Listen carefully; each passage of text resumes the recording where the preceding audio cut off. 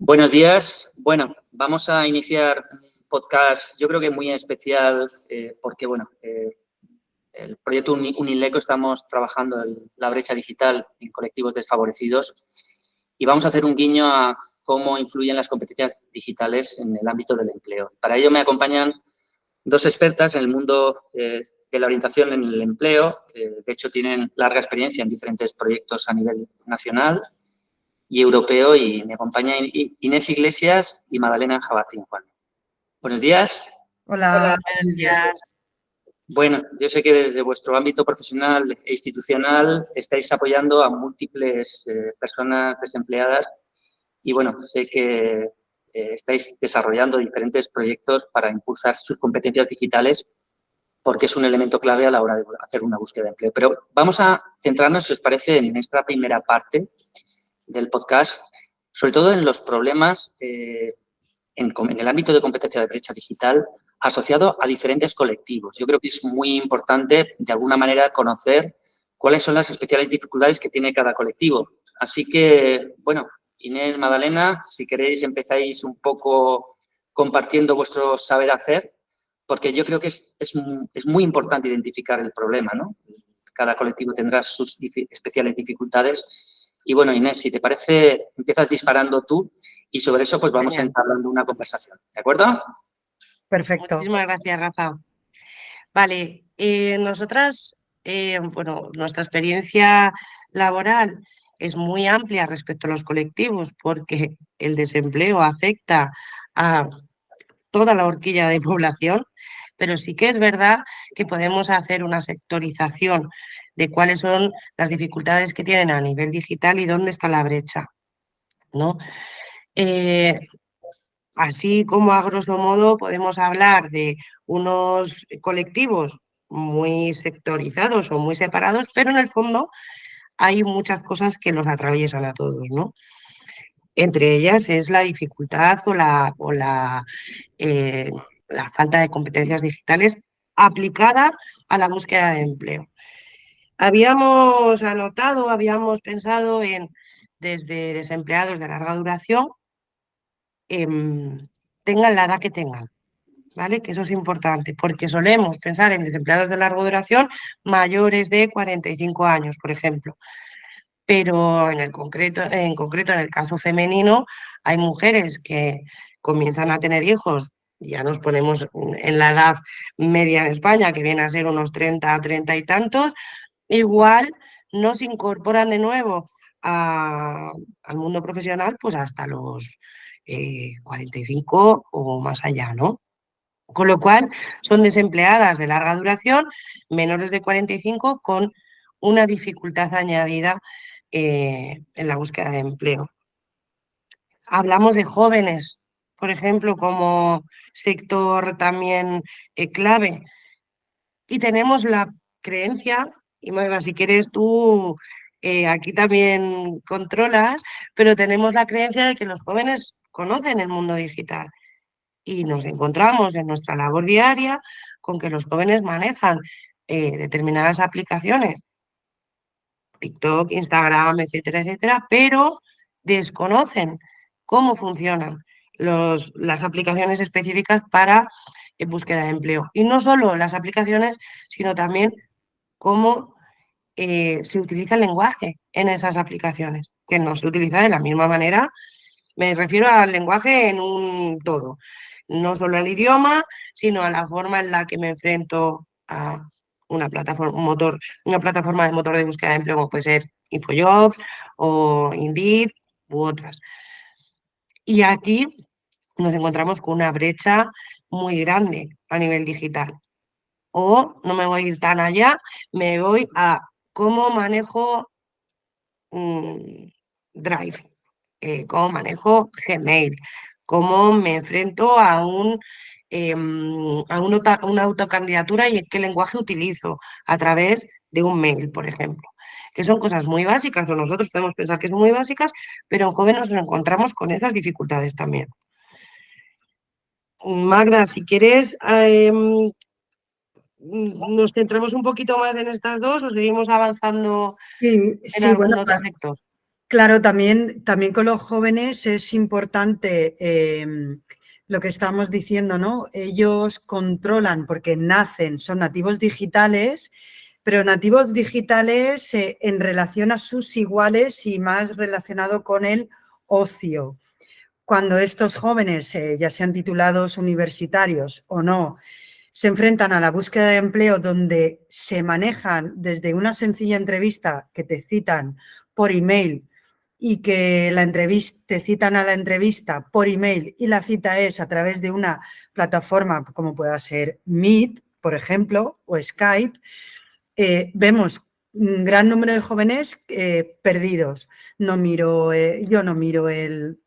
mi correo electrónico, o entran o sí que utilizan esta herramienta, pero cuando van a utilizarla la hacen como un joven que está hablando con un igual, cuando estoy en situación de entrevista. Y ahí hablamos también de otra dificultad, que es la imagen de marca, entre comillas, de estoy buscando empleo. Soy un profesional, ya sea electricista o economista, ¿no? Es como transversal esa imagen digital y a la vez, ¿no? Yendo hacia atrás, la huella digital que los jóvenes van dejando y que los reclutadores pues van a investigar, te van a googlear, ¿no? Y ellos dicen, ¿qué es eso de googlear? Bueno, pues los reclutadores van a buscarte por la red y van a ver cuál es tu huella digital para conocerte como profesional, ¿no? Y esa es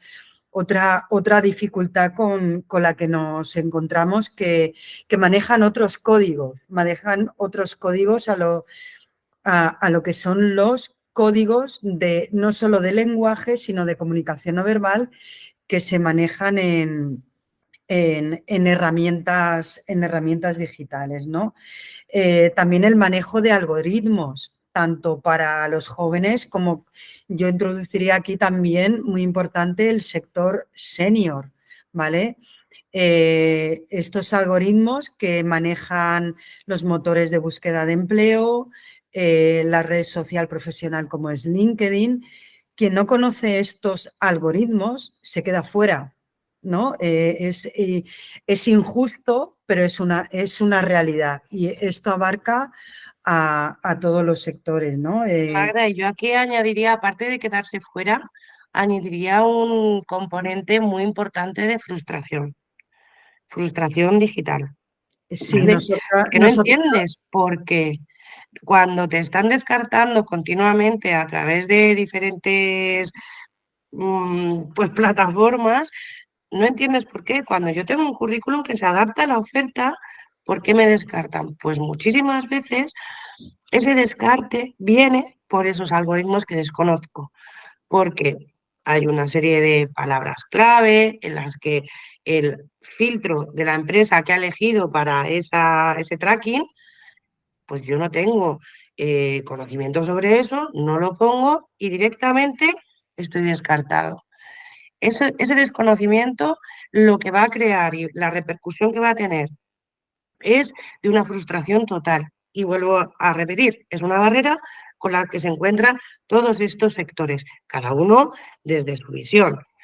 Si yo no tengo ese conocimiento, em, ya puedo aplicar a 125.000 ofertas, que de esas 125.000 voy a recibir un rechazo continuo. ¿Qué ocurre aquí?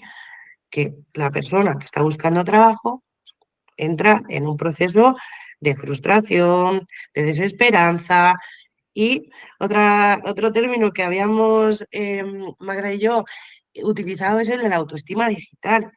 Esto lo vemos continuamente.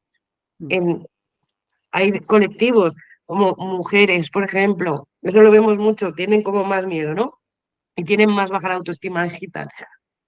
Perdón, esa sensación de, no, yo con la tecnología no quiero nada, porque es que me da miedo. Le voy a reventar el ordenador a mi hijo que me lo ha dejado para justo mandar un currículum. Ese tipo de cosas, eso nos lo encontramos continuamente y hay muy baja autoestima digital. O sea, la autoestima es bajísima a este nivel. En y una determinados pregunta. colectivos más, ¿eh? Una cuestión, porque claro, algunos son o somos nativos digitales o no nativos digitales.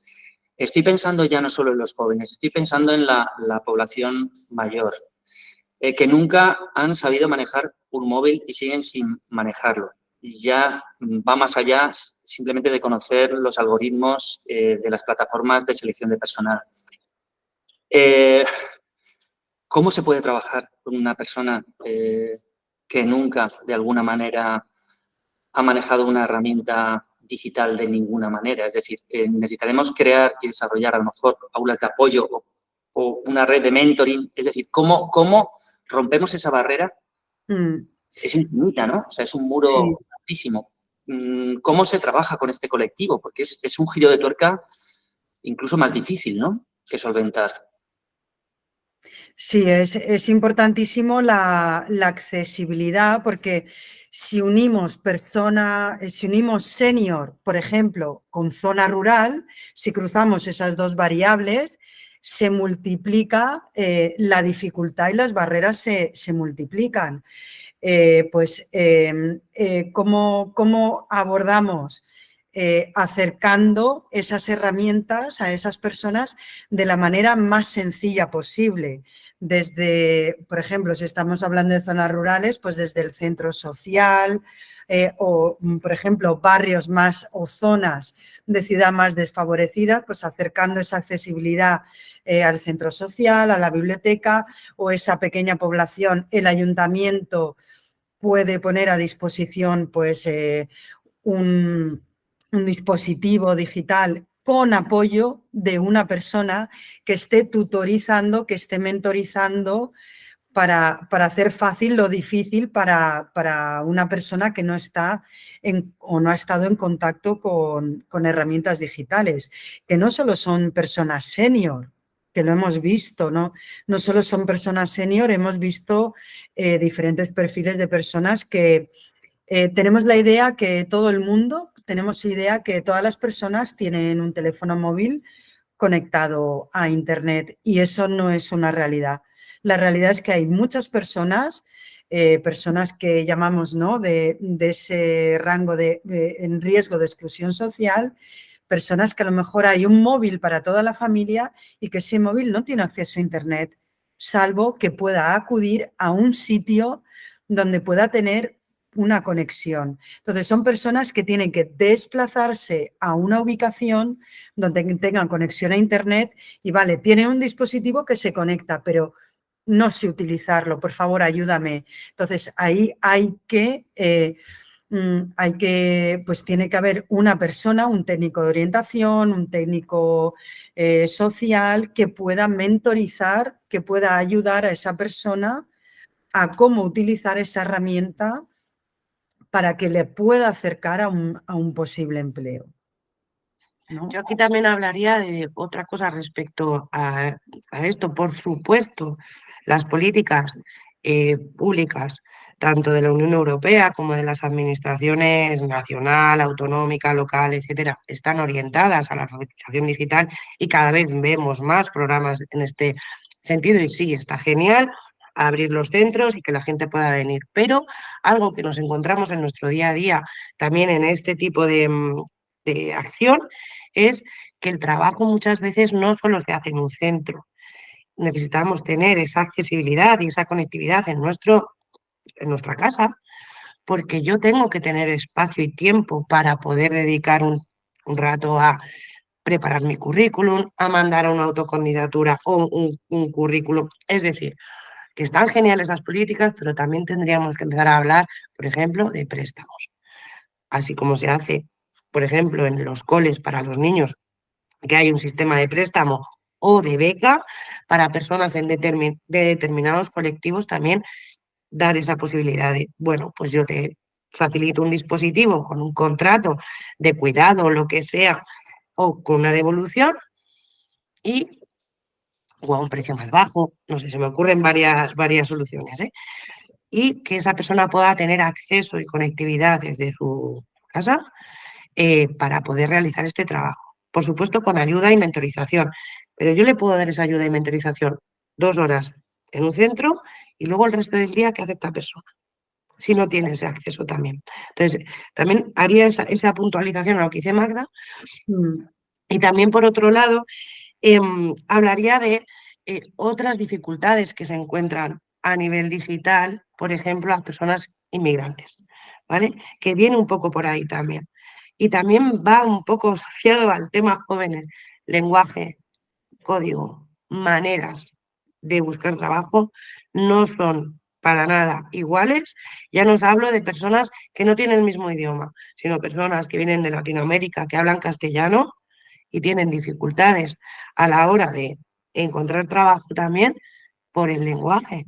No es el mismo lenguaje, pero tampoco es el mismo lenguaje digital, no solo el oral, ¿vale? Hablamos de maneras y modos de, de hacer una búsqueda activa de empleo que no tiene nada que ver.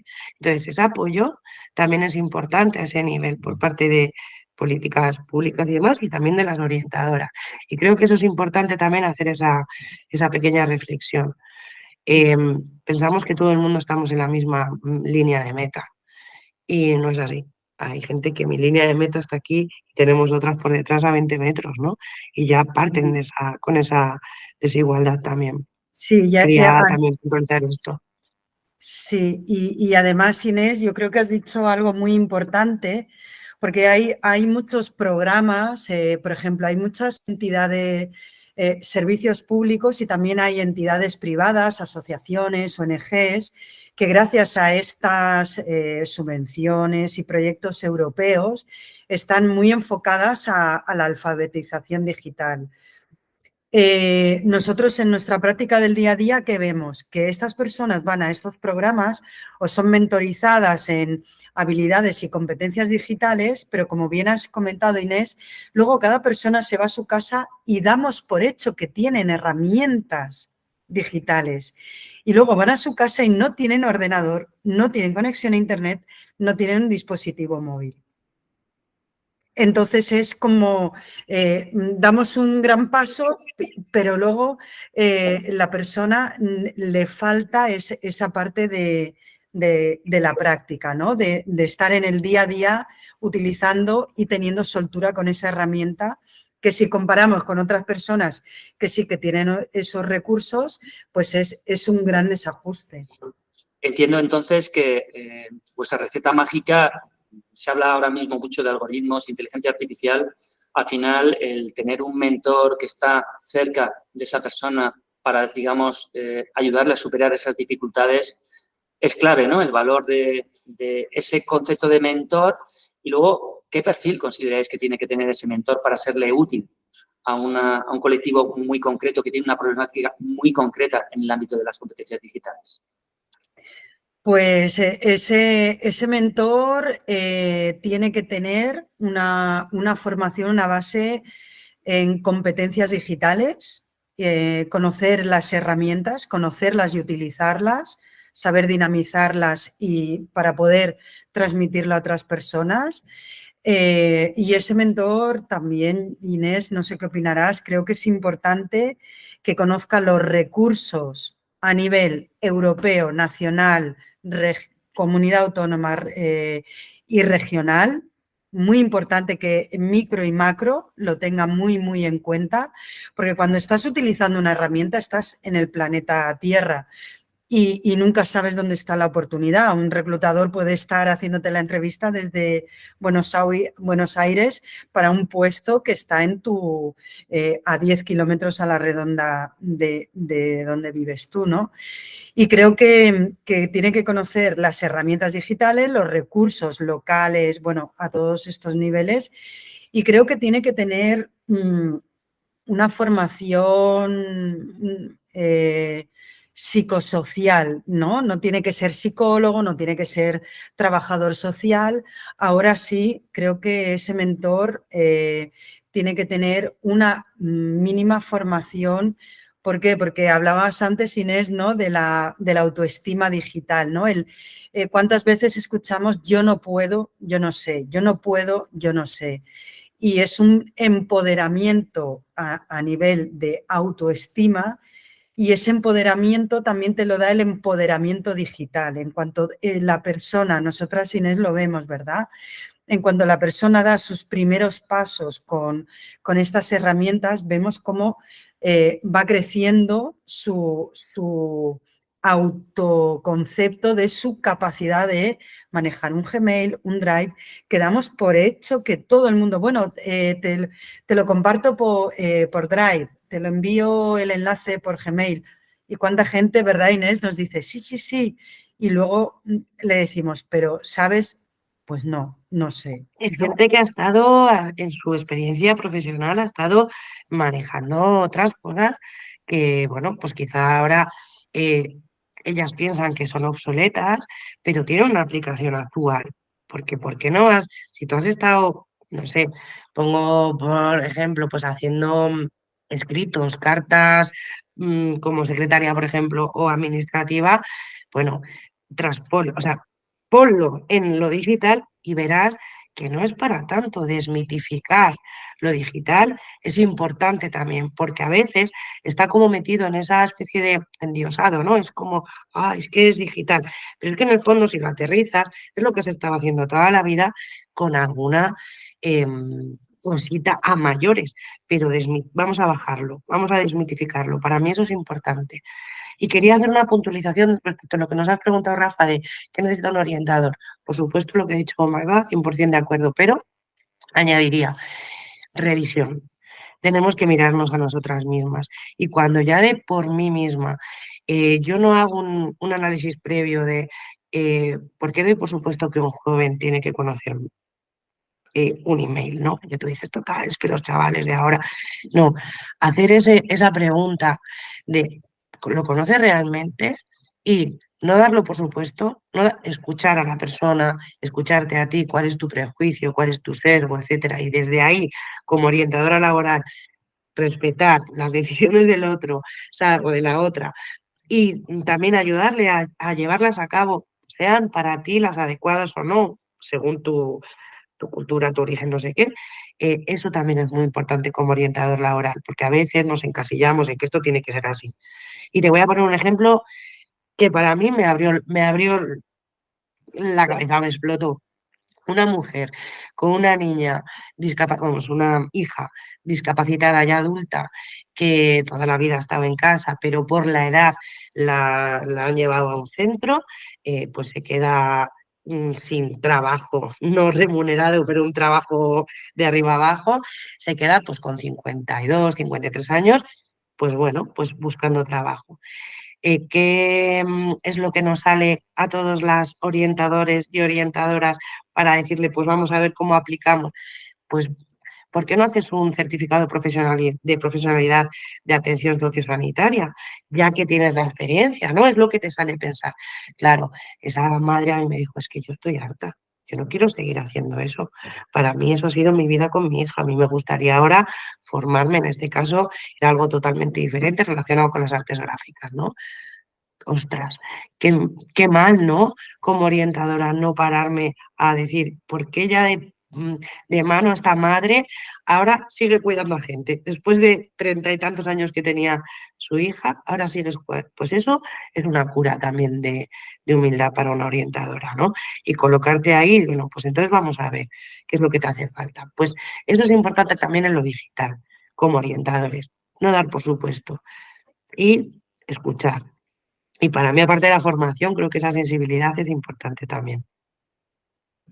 Fenomenal. Pues oye, ha pasado volando este primer podcast. Yo creo que hemos centrado muy bien el tiro y la verdad es que deseoso de escuchar el segundo podcast porque yo creo que vamos a adentrarnos en el mundo de las propias herramientas. Me gusta muchísimo porque no solo nos hemos dedicado a enfocar el tiro a los diferentes tipos de colectivos, de personas vulnerables, sino también hemos hablado de una figura clave, que es la figura de ese mentor o mentora, que, bueno, incluso he de deciros que forma parte de este proyecto europeo, es decir, las personas que sois mentoras de este colectivo sois personas muy poderosas, ¿no? No digo que tengáis superpoderes, porque, como bien habéis dicho, la formación empieza por vosotras mismas, en este caso, por nosotros mismos, pero bueno, sois personas que podéis cambiar el mundo de estas personas, ¿verdad? Muchas gracias, Rafa. Bueno, pues nada, Gracias. con ganas de escuchar el siguiente podcast, de verdad. Gracias. Hasta luego. Hasta luego. Hasta luego, gracias.